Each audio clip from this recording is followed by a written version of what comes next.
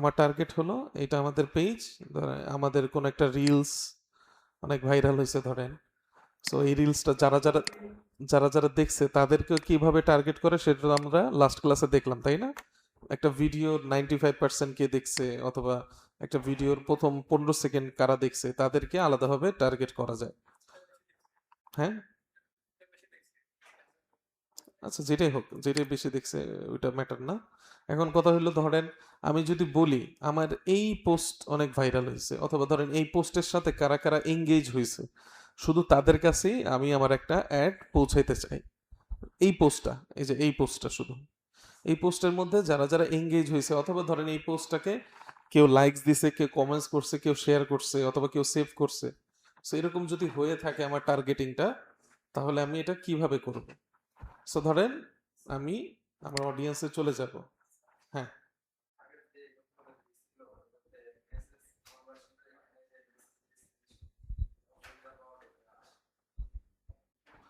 আপনি অ্যাড নিয়ে কথা বলতেছেন, অ্যাড সেট নিয়ে?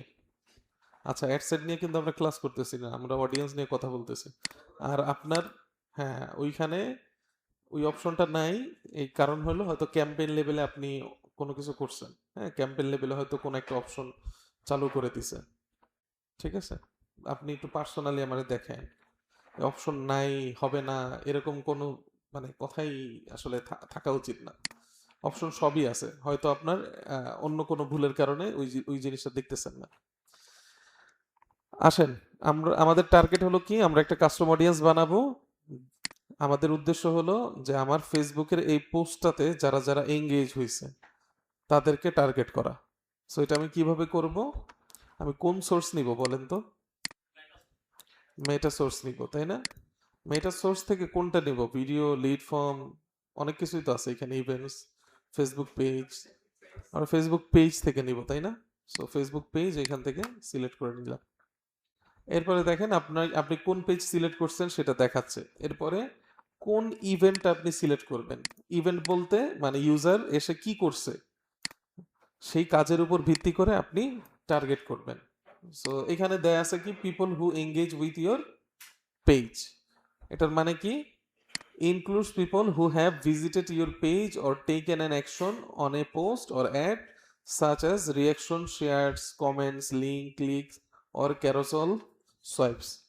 মানে এইটা যদি আপনি টার্গেট করেন তাহলে পেজের মধ্যে যারা এঙ্গেজ করছে একবারে ওভারঅল সবাইকে টার্গেট করবে। আর আমরা কি চাচ্ছি? আমরা চাচ্ছি যে স্পেসিফিক একটা পোস্টের উপর কি করছে, সে এঙ্গেজ হয়েছে, মানে স্পেসিফিক এই পোস্টটাকে। আমি ওভারঅল চাই না আমার পেজে যারা আসছে সবাইকে টার্গেট করতে। হয়তো সবাই আসছে ভিন্ন ভিন্ন ইন্টারেস্টের উপর ফিল করে। যেমন ধরেন ঘরের বাজার, ওরা কখনো মধুর ভিডিও ছাড়ে, কখনো ছাড়ে হলো তেলের, কখনো ছাড়ে হলো কিসের, ঘিয়ের। সো আমি যদি আজকে ঘিয়ের কাস্টমারকেই শুধু টার্গেট করতে চাই তখন কি করবো? আমি কি এই যে ওভারঅল পেজে যারা আসছে সবাইকে মানে একটা পৌঁছাবো? আমি শুধু বলবো যে এই যে এই ঘিয়ের যে ভিডিওটা বা ঘিয়ের যে পোস্টটা, এই পোস্টের সাথে কারা কারা ইন্টারেস্ট শো করছে, শুধু তাদেরকে নিয়েই আমি কি করব, একটা অডিয়েন্স বানাবো। এরপরে ওই অডিয়েন্সকে আমার অ্যাডের মধ্যে, অ্যাড সেটের মধ্যে দিয়ে দিব, যাতে করে কি হয়, ওই লোকগুলোর কাছে আমার ওই প্রোডাক্টের অ্যাডটা পৌঁছে যায়। বিষয়টা কি বুঝতে পারছেন? সো এখন দেখেন, আমি নির্দিষ্ট পোস্টটাকে টার্গেট করতে চাচ্ছি, সো এখান থেকে খুঁজতে হবে। দেখেন এখানে আছে পিপল হু সেন্ড, না এটা না, people who engage with any post or ad, মানে স্পেসিফিক, অথবা ধরেন এটা কি বলছে, এনি পোস্ট। এনি পোস্ট বলতে তো সবই পোস্ট বোঝাচ্ছে। আচ্ছা ধরেন এটা দিয়ে দেখি আমরা, people who engage with any post or ad, এটা যদি সিলেক্ট করি, in the past at least বলতেছে, মানে ইন দ্য পাস্ট বলতে বোঝাচ্ছে যে লাস্ট কতদিন, হ্যাঁ। সো ধরেন লাস্ট 30 days আমি দিয়ে দিলাম। আমরা যেটা চাচ্ছি ওইটা এখানে নাই, তার মানে সব পোস্টের মধ্যে এঙ্গেজ হয়েছে সেটাকেই টার্গেট করবে, বুঝতে পারছেন? এনি পোস্ট বলতে এখানে সব পোস্টকেই বোঝাচ্ছে। Your page, people who kindly like or follow your page, option কি কিছু কমছে নাকি? আমি কি খুঁজতেছি আপনারা বুঝতেছেন? নির্দিষ্ট একটা পোস্ট নাই, সিলেক্ট করার অপশন নাই। আচ্ছা, এটা সিলেক্ট করলে হবে কি, সব পোস্টেকেই ও এখান থেকে ধরে নেবে। সো এখানে দেখেন, মানে আমরা ফেসবুকে যতটা ন্যারো ডাউন করতে চাই বা ফেসবুকে যতটা স্পেসিফিক করতে চাই তত সুযোগ কিন্তু নাই। জাস্ট অল্প কিছু অপশন দিয়ে দিছে যে নির্দিষ্ট পোস্টকে আমরা এখন টার্গেট করতে পারতেছি না। আগে সম্ভবত পারতাম, আমি কখনো এইটার অডিয়েন্স কাজে লাগাই নাই, বাট এরকম অপশন সম্ভবত ছিল, আমার যতটুকু মনে পড়ে, নাও থাকতে পারে। হুম হুম। অন্য অ্যাকাউন্টে, আচ্ছা অন্য অ্যাকাউন্টে গেলেও এইরকমই থাকার কথা, দেখবো না পরে, আগে এটা শেষ করে নিই। So people who engage with any post or ad, এটা যদি সিলেক্ট করি তাহলে কি হবে, আমার পেজের যত পোস্ট অথবা যত অ্যাড চলছে, সো এই পোস্ট এবং অ্যাডের সাথে যারা যারা এঙ্গেজ হয়েছে সবাইকে নিয়েই টার্গেটিংটা হবে। এখন কথা হলো, ওই যে একটু আগে যে প্রবলেমটা বললাম, ঘরের বাজার কি করছে, তেলের অ্যাড দিছে বা তেলের ভিডিও দিছে, ঘিয়ের ভিডিও দিছে, অথবা আরো অনেক স্পেসিফিক আলাদা আলাদা জিনিসের ভিডিও দিছে। এখন আপনি চাচ্ছেন যে ঘিয়ের কাস্টমারকে খুঁজে পেতে, তাই না? সো তখন মানে ঘিয়ের কাস্টমারদেরকে যদি আপনি খুঁজতে চান, তখন ফেসবুকের এনভায়রনমেন্ট থেকে ওই কাস্টমারটাকে কিন্তু আর আলাদা করতে পারতেছেন না। পারতেছেন কি? পারতেছেন না। সো ইদানিং এই প্রবলেমের কারণে, শুধু এই প্রবলেম না, আরো অনেক প্রবলেম আছে, অ্যালগোরিদমের অনেক ব্যাপার স্যাপার আছে, সেইগুলোর কারণে ঘরের বাজার কিন্তু মাল্টিপল পেজ খুলছে। এটা আপনারা জানেন কিনা? যেমন ঘরের বাজার একটা পেজের নাম হলো হানিরাস, যেখানে কি করে, শুধু হানি নিয়েই, মানে মধু নিয়েই সব প্রোডাক্টের পোস্টগুলা করে, ওইখানে আলাদাভাবে পোস্ট করে। এরপর আরেকটা ব্র্যান্ড করছে ঘরের বাজারে, স্বস্তি ব্র্যান্ড, দেখছেন কিনা? স্বস্তিতে কি করে, তেল মশলা। সো এইগুলা কেন ওরা করতেছে, ওদের এইটা হইলে আরো ভালো হইতো না, যে একটা পেজ, একটা পেজের মধ্যেই সব লাইকস ফলোয়ার্স, হ্যাঁ সব কমেন্টস সব এক পেজেই আসতেছে, এবং পেজটাকে অনেক মানে ভাগা ভাগা পেজ দেখা যেত। এটা করলেই তো ভালো হইতো, তাই না? যে আমার একটা পেজের মধ্যে আমার যত অডিয়েন্স আছে সব চলে আসবে। আপাত দৃষ্টিতে এইটাই তো আমাদের কাছে ভালো মনে হয়, তাই না? এক পেজের মধ্যে যত মানুষ আসবে তত আমাদের জন্য ভালো। আসলে এই জিনিসটা ফেসবুকের ক্ষেত্রে ভালো না। কারণ কি? কারণ হলো, ধরেন আপনি তেল নিয়ে পোস্ট করছেন, কিন্তু আরেকজন লোক আপনার পেজে খোঁজে হলো খেজুরের পোস্ট। সো তেলের পোস্টটা ওনার সামনে যাবে, যাওয়ার পর উনি কি করবে, আপনার তেলের পোস্টটা ইগনোর করে চলে যাবে। আপনার ঘরের বাজার, আপনি ঘরের বাজার থেকেই পোস্ট করছেন, কিন্তু আপনাকে ইগনোর করে যখন চলে গেল, তখন ঘরের বাজারের যে মেইন পেজ আছে সেই পেজের উপর এফেক্ট পড়বে, যে তোমার কন্টেন্ট মানুষ পছন্দ করতেছে না, তোমার অডিয়েন্স, তোমার পেজের যারা অডিয়েন্স তারাই কি করতেছে না, পছন্দ করতেছে না। তখন মেইন পেজেরই আপনার ভিতরগত সমস্যা হবে, তাদের রিচ কমে যাবে, তাদের এই এঙ্গেজমেন্ট গুলা কমে যাবে। এই জন্য কি করে, একটা প্রোডাক্টের জন্য স্পেসিফিক একটা পেজ হওয়াই উচিত, সেই দিকেই ঘরের বাজার হাঁটতেছে। সো শুরুতে হয়তো বা একটা পেজ দিয়ে উঠছে, অনেক বড় পেজ করছে, কিন্তু পরবর্তীতে এটাকে সেপারেট করে দিচ্ছে অডিয়েন্সের কারণে। ঠিক তেমনি এইখানে দেখেন, আমাদের সেপারেট করার অপশন নাই, সব এক পেজে বা সব পোস্টের অডিয়েন্সকে আমার এখান থেকে টার্গেট করতে হবে। বাট এটা যদি আমার ওয়েবসাইট হতো তাহলে কি করতে পারতাম, আমি একেবারে স্পেসিফিক অডিয়েন্সকেই টার্গেট করতে পারতাম। সো যেহেতু আমাদের ওই অপশনগুলো নাই, সো আমরা এইগুলো নিয়ে একটু কথা বলি, এইগুলো নিয়ে কাজ করি। আমরা যদি এটা সিলেক্ট করি তাহলে কি হবে, আমার যত পোস্ট আছে সব পোস্টের মধ্যে যারা এঙ্গেজ করছে তাদেরকে টার্গেট করবে। এটা আচ্ছা, people who currently like or follow our page, কেউ যদি আপনার পেজকে মানে রিসেন্টলি লাইক অথবা ফলো দিয়ে চলে যায়, তখন তাদেরকে আপনি আলাদাভাবে টার্গেট করতে পারবেন। এরপরে ধরেন people who engage with your page, যারা আপনার পেজের সাথে এঙ্গেজ হয়েছে, এটা তো বললামই। এবং এই এই দুইটা জিনিস কিন্তু মোটামুটি সেম, আপনার পেজের সাথে এঙ্গেজ হয়েছে মানে পেজের যে কোনো পোস্টও হইতে পারে, যে এখানে লেখা আছে কিন্তু পোস্ট অর অ্যাড, এইখানে আবার সেম জিনিসটাই দিয়ে রাখছে, any post or ads. So এই দুইটা একই কাজ করবে। এরপরে দেখেন people who visited your page, যারা একবার ভিজিট করছে কিন্তু কোনো অ্যাকশন নেয় নাই, ধরেন আপনার পেজে আসছে জাস্ট ভিজিট করে চলে গেছে, লাইকসও দেয় নাই, কিছুই করে নাই, তাদেরকেও টার্গেট করা যাবে এইখান থেকে, people who visited your page.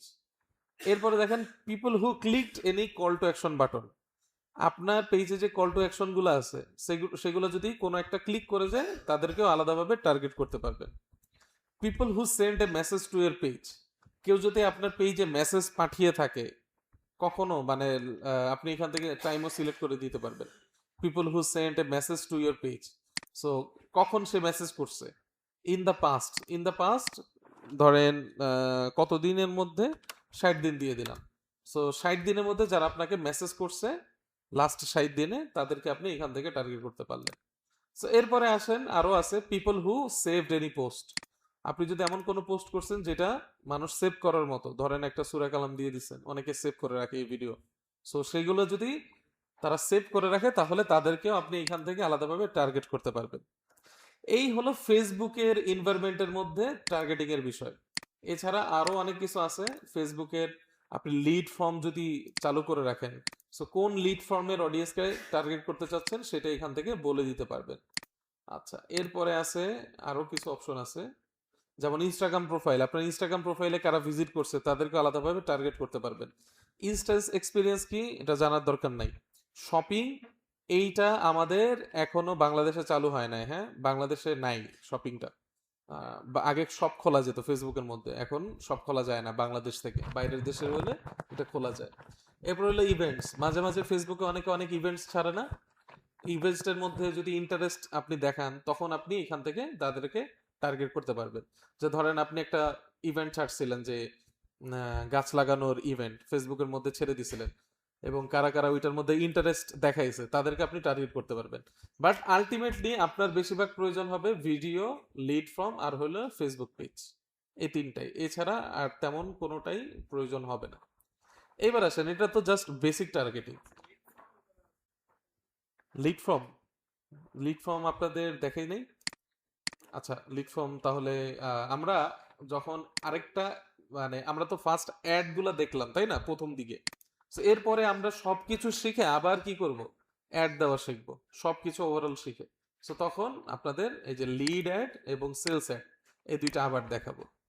Pixel যখন আমরা তৈরি করা শিখে যাব, পিক্সেল সেট আপ করা শিখে যাব, এরপরে লিডস অ্যাড এবং সেলস অ্যাড এই দুইটাই দেখানো হবে আবার। সো এবার আসেন, এই সোর্সগুলোর মধ্যে ভিডিও এবং ফেসবুক পেজ, এই দুইটা দিয়ে আপনারা যতগুলো পারেন নিজের অডিয়েন্স বানানো শিখবেন, বা একটু মাথা খাটাবেন যে আসলে আমি সেলস ফানেলের জন্য যদি এই অডিয়েন্সগুলো তৈরি করি, কোন ফানেলের জন্য কোন টার্গেটিংটা করলে আমার জন্য ভালো হয়। ধরেন টপ অফ দ্য ফানেলে আমি দিয়ে রাখলাম যে আমার ভিডিও যারা 70% অথবা 25% দেখছে তাদেরকে নিয়ে আমি আরো একটা কি করব, অডিয়েন্স তৈরি করব যাদেরকে আমি অন্য আরেকটা ভিডিও দেখাবো। এরকম প্ল্যানিং নিজে নিজে করতে পারেন।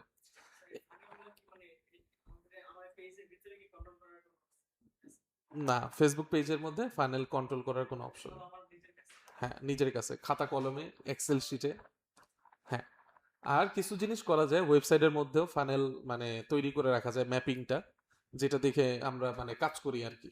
ওইটা আমরা যখন ওয়ার্ডপ্রেস নিয়ে কাজ করব তখন আমরা দেখব ভিতরে একটা কাট ফ্লো নামে একটা প্লাগইনস থাকে, ওই প্লাগইনস দিয়েও আপনার ফানেল তৈরি করা যায়। আচ্ছা, ওইগুলো পরের বিষয়, অনেক ওইগুলো পরে দেখব।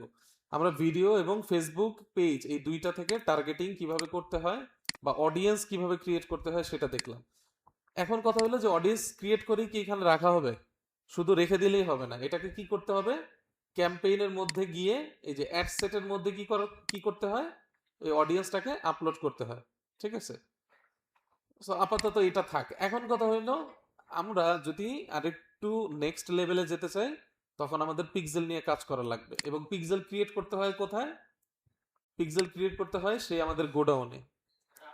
হ্যাঁ, ডাটা সোর্সের মধ্যে আমাদের বিজনেস পোর্টফোলিও যেটা, অনেকেই তো রেস্ট্রিকশন খেয়েছিলেন তাই না, কার্ডটা এখনো খোলে নাই, কার কার্ডটা দেখি, একজন দুইজন, এখনো 5 জন আছেন। ওই ক্লাসে কিন্তু সবারটা মোটামুটি খুলে দিছে যতটুকু দেখলাম।